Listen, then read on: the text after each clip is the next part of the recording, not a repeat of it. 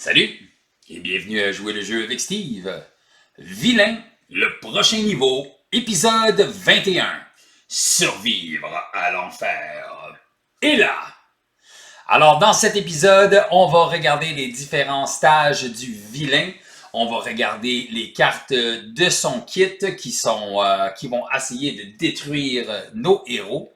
On va aussi regarder la mise en place qui est particulière à ce scénario. On va aussi identifier s'il y a des points de règles qui sont nécessaires à spécifier, qui aura peut-être changé avec les nouvelles réglementations, avec le 1.5. Alors, on va regarder tout ça ensemble. Mais le plus important, les raisons pourquoi vous écoutez cette vidéo, c'est pour voir les combinaisons modulaires qu'on peut inclure pour changer ou augmenter la thématique, la difficulté ou tout simplement le plaisir de jouer ce scénario. Alors, tout ceci et plus dans cet épisode de Vilain, le prochain niveau est là. Alors, notre vilaine est là et on peut voir qu'elle a un côté A et un côté B. Ce que cela signifie, c'est qu'elle est seulement sur un stade. Alors, elle est seulement au premier stade.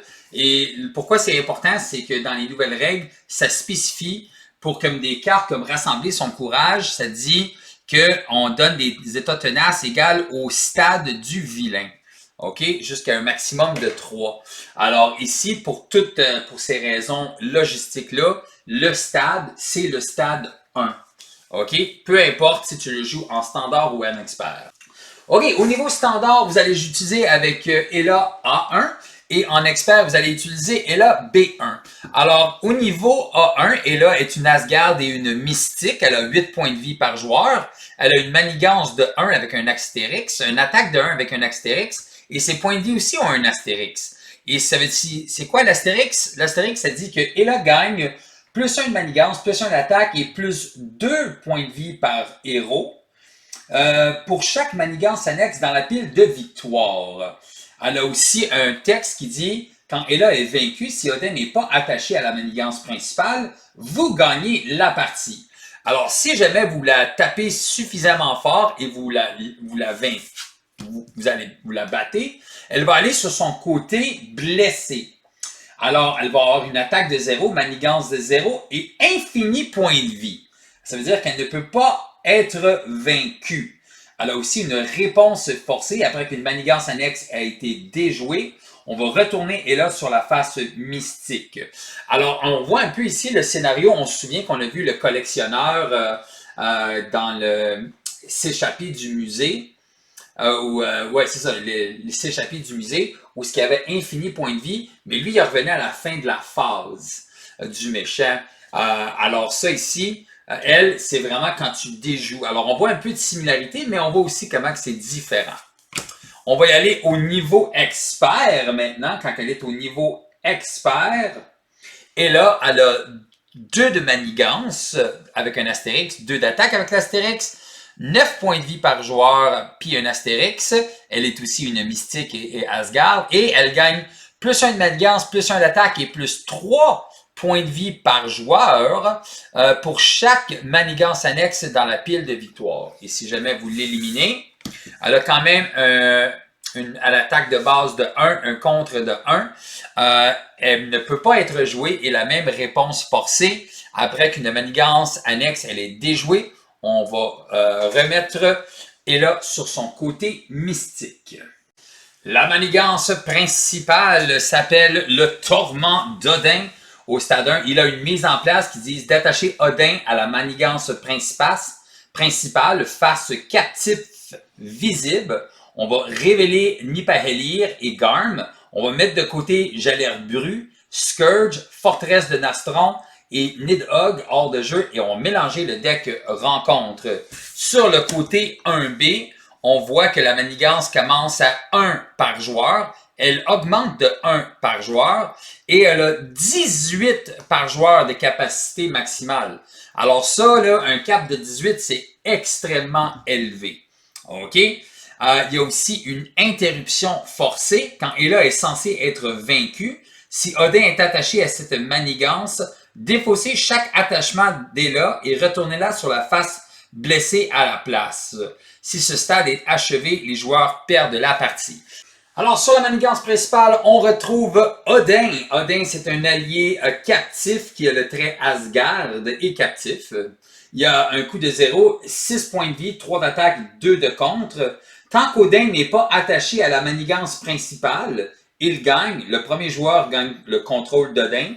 Odin ne peut pas avoir de carte attachée et ne compte pas dans la limite d'alliés. Si Odin quitte le jeu, les joueurs perdent la partie. Alors, ce que ça veut dire, ça ici, c'est que Odin, on peut pas, juste pour dans les règles, on peut pas y mettre un Avenger en horaire. On peut pas y donner un +1 d'attaque ou un n'importe quoi, là. Mais on peut quand même affecter avec un camp d'entraînement, des choses comme ça. Oui, mais on peut pas rien attacher à Odin. Fait que je peux pas lui mettre un honorable X-Men, puis après ça, y mettre d'autres trucs, là. Fait que ça fonctionne pas comme ça.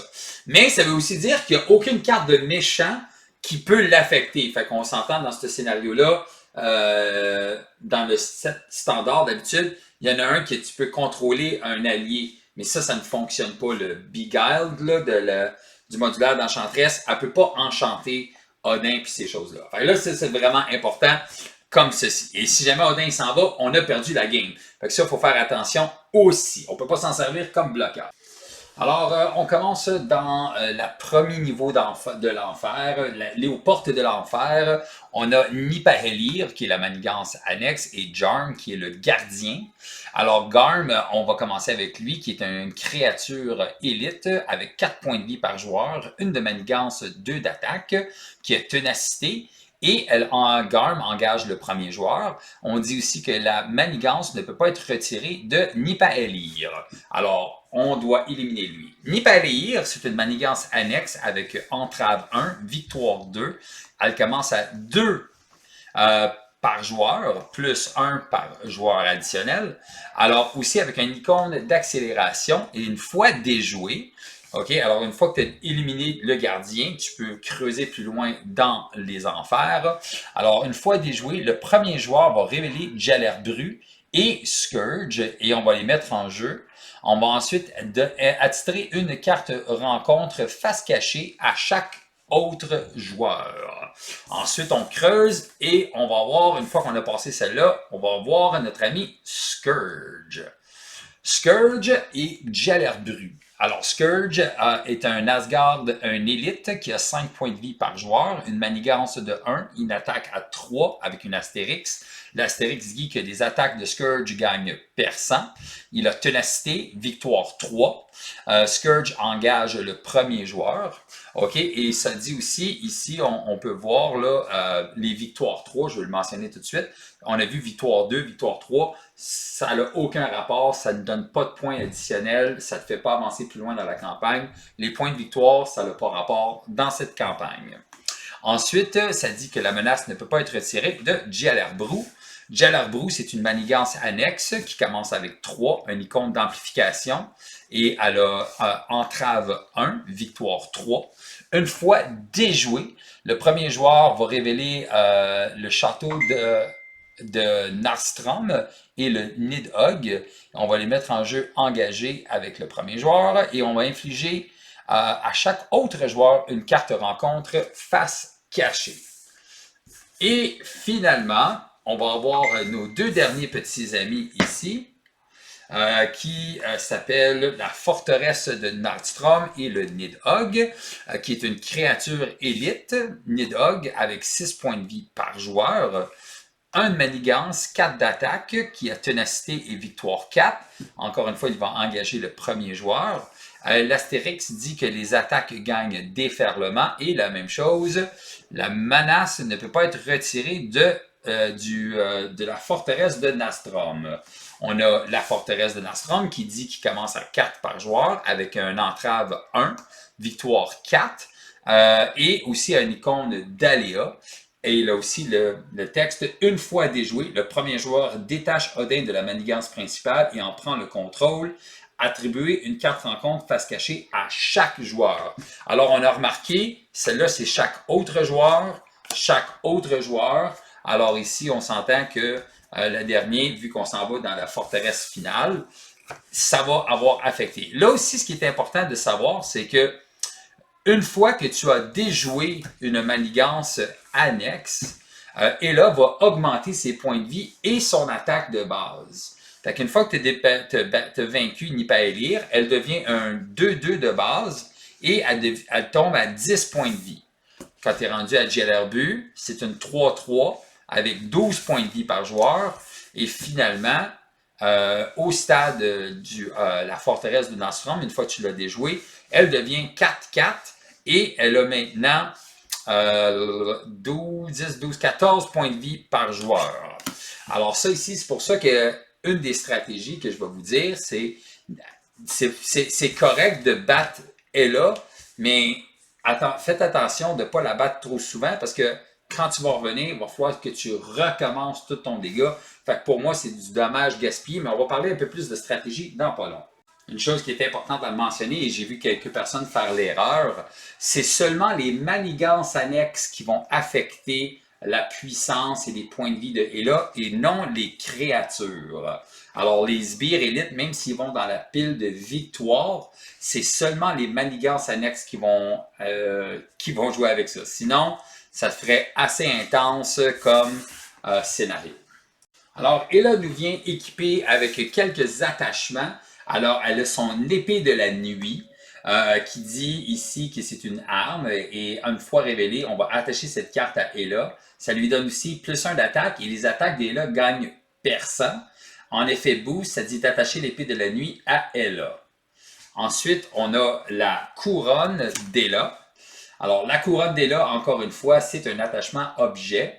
Attacher cette carte à Ella, elle gagne +1 de manigance et une réponse forcée. Après qu'elle a manigancé, on doit lui donner une carte de boost face cachée. En effet, boost, on va attacher la couronne d'Ella à Ella.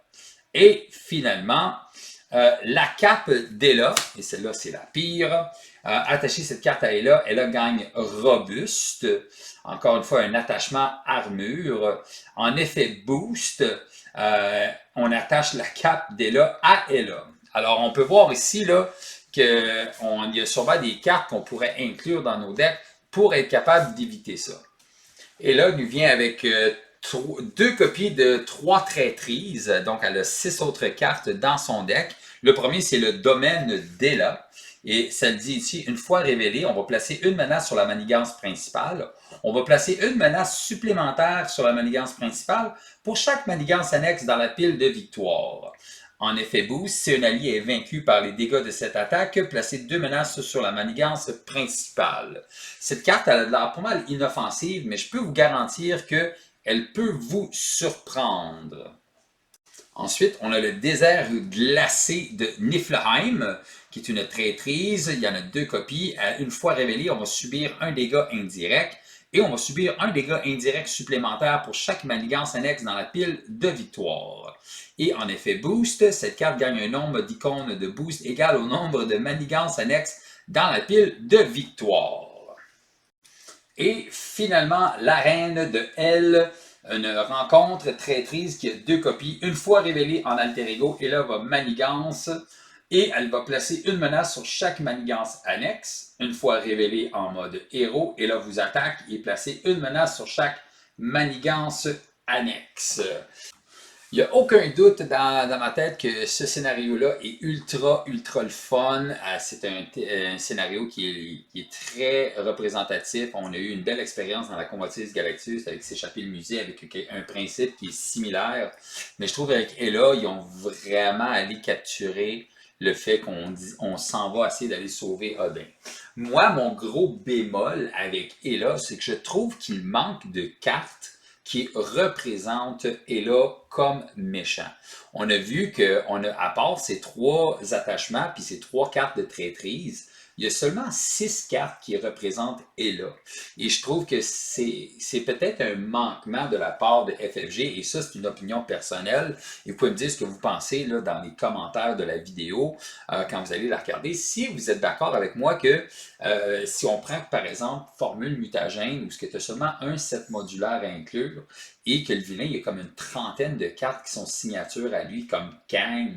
C'est un autre personnage que genre, j'ai l'impression que je peux vraiment découvrir et je peux vraiment affronter Kang de différentes manières et ça ne vient pas trop redondant. Fait que pour moi, je trouve que c'est ce qui manque le plus à le personnage comme est là. C'est la même critique que j'ai faite sur Comotis Galactique avec les deux collectionneurs.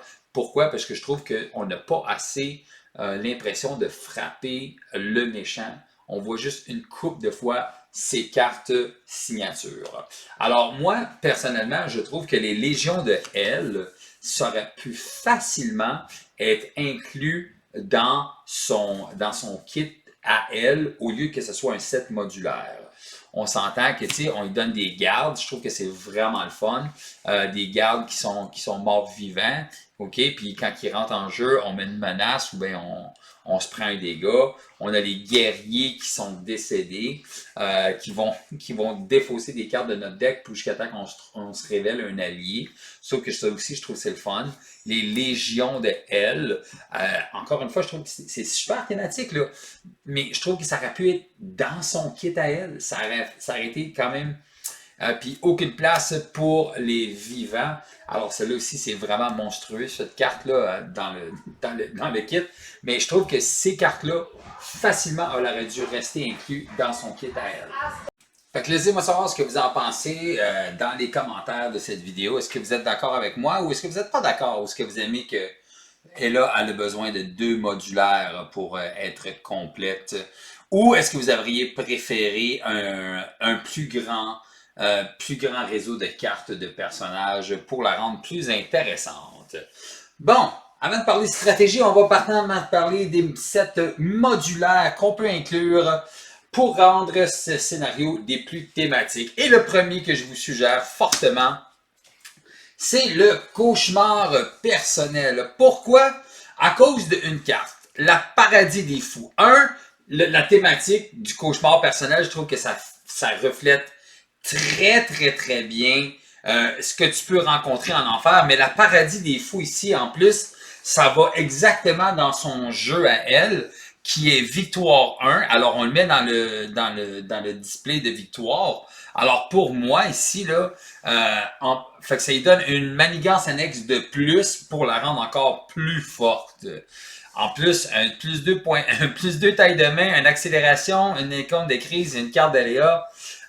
C'est quand même un beau bonus. Alors, ici, on a la faiblesse intérieure, qui est une autre manigance annexe, mais celle-là, elle n'a pas le même enjeu qu'elle a.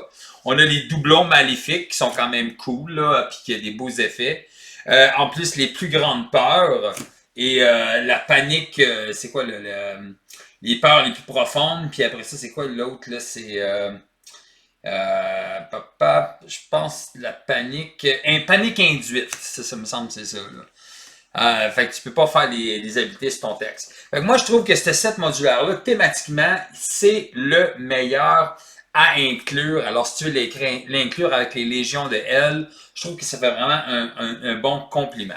Si jamais tu veux en mettre un deuxième que je trouve vraiment bon thématiquement, la raison pourquoi, c'est cette thématique, l'horreur.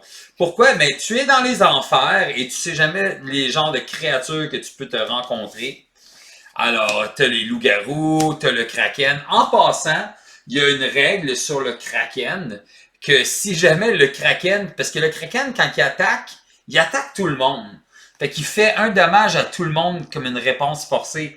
Fait que si jamais, mettons, le boss, le vilain est à 1 point de vie, toi, tu es à 1 point de vie, et la réponse forcée a tué tout le monde, ben c'est quand même le méchant qui gagne. En passant.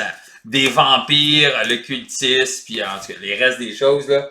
Fait que pour moi, l'horreur, thématiquement, il est quand même correct parce qu'on se dit, on a une descente aux enfers. Alors, pour moi, ces deux kits-là, je trouve que thématiquement, ce sont les deux qui se rapprochent le plus. Bon, si on veut augmenter la difficulté, et ça, là, je vous en conseille 2. Puis, vous allez les voir, je vais les jouer avec Rodrigue ce dimanche. C'est les artefacts galactiques. Pourquoi? Mais parce qu'il y a 4 manigances annexes dans les artefacts galactiques qui vont aller dans la pile de victoire. Donc, elle a déjà les 3 des siennes qui s'en viennent, plus 4, donc on est rendu à 7 manigances annexes dans la pile de victoire. Alors ça veut dire qu'elle est minimum une 8-8 en standard. Fait que ça peut être quand même assez fou. Et on s'entend qu'avec les autres artefacts galactiques qui sont assez gossants, qui te demandent d'exploiter des ressources et des trucs comme ça, ça rend les choses un peu plus compliquées. Fait que les artefacts galactiques, pour moi, là, si vous voulez augmenter la difficulté, numéro 1. Ensuite de ça, dans le set des X-Men, c'est l'avenir passé. Pourquoi? Parce que, évidemment, on a 2 autres manigances annexes qui vont dans la pile de victoire. Ça veut dire que si on inclut celle-là avec les artefacts galactiques, on est rendu à 6 manigances annexes. Puis ça c'est sans compter ce qui s'en vient. Et là, elle va pouvoir être encore plus brutale. Pensez à Cable qui sort avec ses manigances annexes de joueurs qui vont dans la pile de victoire. Alors avec Cable contre Ella, ça va être monstrueux avec les manigances annexes des joueurs qui vont dans la pile de victoire. Elle peut monter facilement à genre d'une 20-20. Là. Fait que c'est quand même assez hallucinant. Ensuite de ça, évidemment, on a Bastion, Nimrod, puis la technologie Sentinelle. Là. Fait que pour moi, là, niveau difficulté, là, ajouter ces deux-là ensemble, là, c'est vraiment une difficulté extrême que j'espère vous allez pouvoir voir en action ce dimanche. Bon, ensuite de ça, ma troisième suggestion pour le LOL, et pour le LOL, ce que je veux dire, c'est voici des manigances, des sets modulaires que pour moi, pour aller faire un tour en enfer, et si je les reverrai jamais, je serais content. Je vais commencer avec la plaie de l'enchantresse. Ce set modulaire-là, là, il est juste ultra frustrant. Et pour moi, ce set modulaire-là peut vraiment aller faire un tour dans les enfers. Alors, avec celle qui t'empêche, en plus, quand tu es séduit, tu ne peux pas attaquer, elle vole tes alliés. Et en plus, elle qui rentre en jeu, qui va te séduire en plus, la carrosse de Torbinouche. Et thématiquement, elle rentre aussi, elle est une personnage de Asgard. Et elle aussi, elle est une sorcière, une mystique, je crois, mais elle n'a pas le trait dans dans ce set modulaire-là. Les autres, c'est les Reavers. C'est un autre set qu'on peut envoyer aux enfers. Avec, moi, j'appelle les Reavers le set modulaire qui est Ultimate Destruction. C'est un set modulaire qui tue. On se le cachera pas, ce set modulaire-là, c'est un des plus difficiles dans Marvel Champions. Juste pour le fait de... Juste à cause du fait que quand ils rentrent en jeu, ils vont tous s'activer. Ils ont des vulnérabilités, ça veut dire qu'ils restent sur le terrain encore un tour de plus. En multijoueur, ce set modulaire-là, c'est un des plus terribles qu'il y a. Fait qu'il peut vraiment aller faire un tour aux enfers. Et finalement, le set modulaire par excellence qui devrait aller faire un tour aux enfers. Roulement de tambour. Mystique. Alors, si tu joues avec Mystique et les artefacts galactiques, tu peux te retrouver avec une Mystique qui est genre 8 de manigance, 8 d'attaque.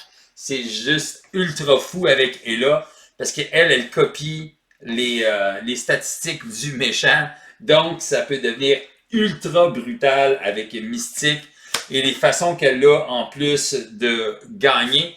Pas juste ça, mais si tu pognes l'infiltration et que Odin c'est ton seul allié en jeu et que tu n'as pas de carte de soutien, mais Odin doit être défaussé et même si ça dit qu'il ne peut pas être affecté par...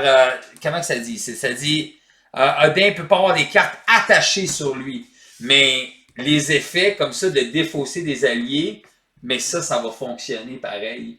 Fait que tu peux tout simplement être juste sur le bout de la victoire et tu peux te faire défausser ton Odin et là, tu pleures. Alors, pour moi, Mystique, un autre set modulaire qui peut aller faire un tour aux enfers. Alors maintenant, voici les meilleures cartes à inclure quand vous allez faire face à Ella dans les différents aspects. Alors avec Ella, on parle beaucoup de contrôle de la menace. Alors en agressivité, je vous suggère fortement, tu paieras pour ça. Surtout que quand vu qu'elle cogne quand même assez fort, Ella, tu risques souvent d'être capable, des fois même en bloquant, de te prendre jusqu'à 5 de dégâts. Alors pour chaque menace, pour chaque point de dégâts, tu as subi jusqu'à un maximum de 5. Pour une ressource, tu peux enlever 5. Fait que pour moi, je trouve que c'est vraiment bon. Évidemment, dans la mêlée, on ne se cachera pas ça. Si on est capable d'aller chercher un sbire, l'amener à 1, puis être capable de l'utiliser dans la mêlée comme stratégie. Évidemment, enlever beaucoup de manigances et être capable d'attaquer fortement, c'est un beau combo. En protection, obstination, surtout quand elle commence à être, 9-9, 10-10 là, dans ses statistiques, là, ça ne te gênera pas d'avoir un état tenace. Là. Fait que si tu es capable de te donner un état tenace, surtout qu'on a quand même assez de place pour naviguer en alter ego puis en héros, fait que c'est une bonne carte à inclure. Je vous recommande aussi fortement les alliés qui sont capables de contrer à deux, style Daredevil, Frère Voodoo, puis Diablo. Diablo, là, ça va vraiment être votre meilleur ami, même si vous n'êtes pas un X-Men. Ce que tu peux faire, c'est qu'elle t'attaque, tu utilises Diablo, tu dépasses ta ressource, tu leur bandes dans tes mains, ça te fait un bloqueur infini. Alors, tu sais, tu as toujours une attaque de bloquer au coût d'une ressource. Puis après ça, évidemment, il faut que tu le remettes en jeu, là, mais c'est quand même un prix pas trop cher payé pour un allié qui peut revenir sans cesse. Puis, je vous recommande fortement en multijoueur d'essayer cette carte lutter ensemble. Parce que ça ici, là, c'est t'épuises un gardien, t'épuises un Avenger, puis quand un personnage se prendrait du dégât, tu cancelles le dégât et tu le refais en dommage. Alors, oui, tu épuises deux personnages, mais pour 4 ressources, souvent, surtout avec Ella qui peut monter à 11-12, c'est quand même le fun pour 4 faire 12 de dégâts pour épuiser deux personnages. Fait que c'est une des stratégies que je vais montrer quand on va jouer avec Monsieur Spider-Man. En justice, par exemple, c'est là que tu as vraiment beaucoup d'options. Tu as la logistique globale qui te permet d'éviter ses cartes, ses attachements, comme sa cape, sa couronne ou bien l'épée de nuit. Là. Avec logistique globale, c'est vraiment une très bonne carte à inclure dans ton deck justice. Ça, puis multitâche. Ça, évidemment, le multitâche, là, écoute, il y a toujours une manigance annexe à essayer de déjouer. Fait que être capable d'en enlever sur la principale et sur une manigance annexe au coût d'une ressource mentale, c'est de la bombe. Ensuite de ça, on a des cartes qu'on joue pas souvent en justice, mais rencontre fortuite, c'est une fois déjoué, le trigger va se passer pareil, tu vas te chercher un allié. Fait que ça, tu peux vraiment faire des belles combinaisons avec ça. Et des cartes comme poursuite, on est sûr qu'on va toujours être capable d'avoir au moins une manigance annexe en jeu. Fait que c'est un 4 de dégâts gratuit, ça, aussitôt que tu tapes aussitôt que tu déjoues une manigance annexe. Finalement, en commandement, on a le regroupement. Écoute, quand Ella va vous attaquer pour 8, 9, 10 des fois, tu vas être vraiment fier d'être capable de reprendre tes alliés dans tes mains rapidement, puis pouvoir les rejouer pour pouvoir te redéfendre au prochain tour. Ça ou force dans les nombres. Si vous n'avez jamais joué un deck de force en nombre, et là, c'est probablement un des meilleurs scénarios pour le jouer. Pourquoi? Parce que, encore une fois, avec une 18 de capacité avant de péter le scénario principal, ça te laisse énormément de temps pour te construire. Alors ça ici, je te recommande fortement, là, si t'es pour jouer avec le deck commandement, fais-toi un deck de force dans les nombres, puis pige mon homme, puis pige en masse. Et finalement, avec les cartes de base, il y a rien qu'une carte de base que je suggère ici, c'est vraiment la cible verrouillée. La cible verrouillée qui va être capable d'empêcher quand elle va pogner ses attachements, là, elle va pouvoir canceller les attachements de rentrée, vu que c'est des icônes de boost, et avec une cible verrouillée, ça cancelle l'icône ici. Et ça, vous allez voir que ça va faire un gros impact sur votre combat avec Ella. Alors, ceci, guys, ce sont les meilleures cartes à inclure dans les différents aspects que vous allez voir. Et là, maintenant, on va parler un peu de stratégie. Alors, la première stratégie, c'est rester sur Nipaelir le plus longtemps possible. Prenez le temps de vous bâtir parce que l'accélération que celui-là à la porte, ça fait rien du tout. Et tant qu'il y a aussi longtemps qu'elle n'a rien dans le zone de victoire, dans la pile de victoire, ses statistiques sont vraiment assez basses pour pas rendre la chose trop compliquée. Là, l'autre suggestion que je vous suggère pour avoir une meilleure facilité ou un meilleur un tempo avec Ella, c'est quand vous allez éliminer Nipaelir, assurez-vous de le faire quand elle est sur son côté mystique. Pas quand elle a été déjouée ou son côté blessé, parce que sinon, elle va juste revenir plus forte. Fait que le secret, là, c'est bâtis-toi. Là, après ça, mettons qu'elle a tous ses attachements, ben là, tape-y sa tête, enlève tous ses attachements, elle va se blesser. Puis là, quand t'es rendu à Djelerbu, là, fait que quand t'es rendu sur Djelerbu, c'est là que tu la pètes. Puis là, après ça, au moins, elle a plus ses bonus. Puis ça, ici, l'amplification, ben, on s'en fout, là. Il n'y a rien à voir. Fait qu'une fois là, que t'es prête, puis t'es tout en place, enlève Djelerbu, OK, ou enlève un autre manigance annexe, whatever. Et ensuite, ramène-la sur son côté mystique. Et ensuite, dépêche-toi à enlever celui-là, mais en amenant Ella le plus bas possible sans la tuer. Parce que si tu la tues, elle va juste en revenir encore plus forte. Fait que tu veux pas la flipper Ella pas plus qu'une fois dans le game. Parce que sinon, ses points de vie, ça devient juste monstrueux puis plus gérable. Surtout dans une partie à 4 joueurs. Là. Finalement, quand tu as rendu, tu t'es battu Djelerbu, dépêche-toi de péter le Nidhogg et ensuite d'éliminer, d'enlever toute la manigance sur le Nastrum. Là. Et ensuite, après ça, tu peux juste la finir en un tour avec Odin. Et ça, vraiment, ça va vraiment vous donner les meilleures chances pour vaincre Ella. Fait qu'encore une fois, guys, j'espère que ça vous a plu cette vidéo. J'espère que vous allez pouvoir écrire des petits commentaires s'il y a des sets modulaires que vous êtes « Oh man, je vais essayer ça absolument ». Puis oui, c'est ça, le but, c'est évident d'inspirer la créativité.